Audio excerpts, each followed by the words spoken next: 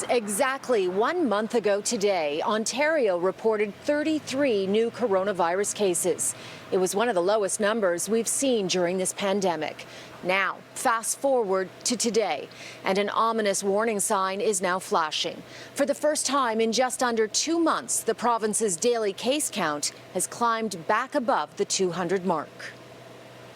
This graph we've been showing you over the past couple of months continues to trend upward, with 213 new cases being confirmed today. This is the first time since July 21st that the caseload has been above 200.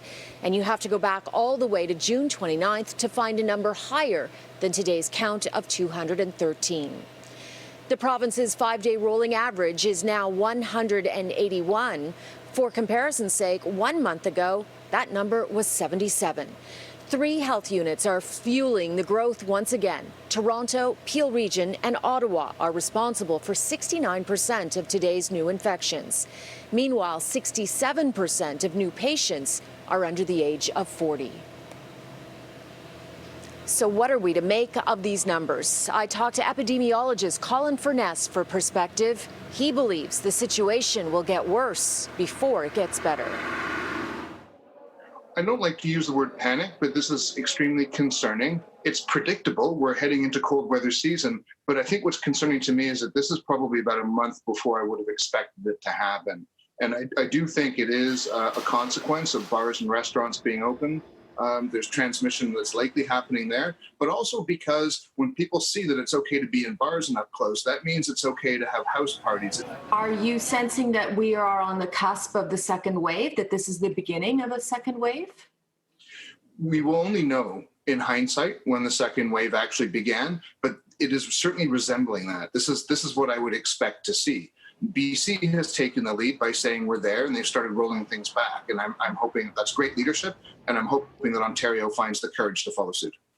Premier Ford has said the situation is being watched closely, and he will take action if health officials deem it to be necessary.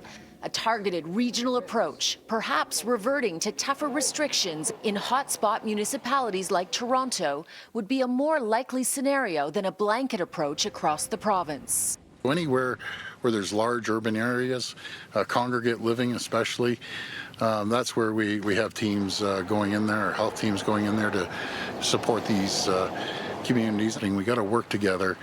All I've been asking is please try to avoid these big gatherings. Please try to avoid, the weddings that I heard were 150, 170 people. Just follow the guidelines and everyone will be okay. Today, the government added its data tracking schools and childcare centres to its COVID-19 website, so parents can see firsthand where COVID has surfaced. It lists 56 cases in childcare centres and home cares. 30 of them are children, and 13 cases of students and staff in schools.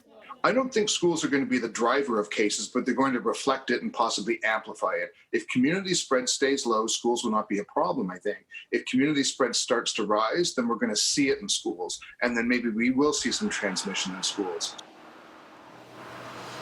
The good news, well, hospitalizations are still low, likely because it's largely younger people under 40 testing positive. This Monday, the legislature will resume sitting, and there's no doubt the opposition will have a lot of tough questions for the Ford government. The premier has said he hopes they will all work together.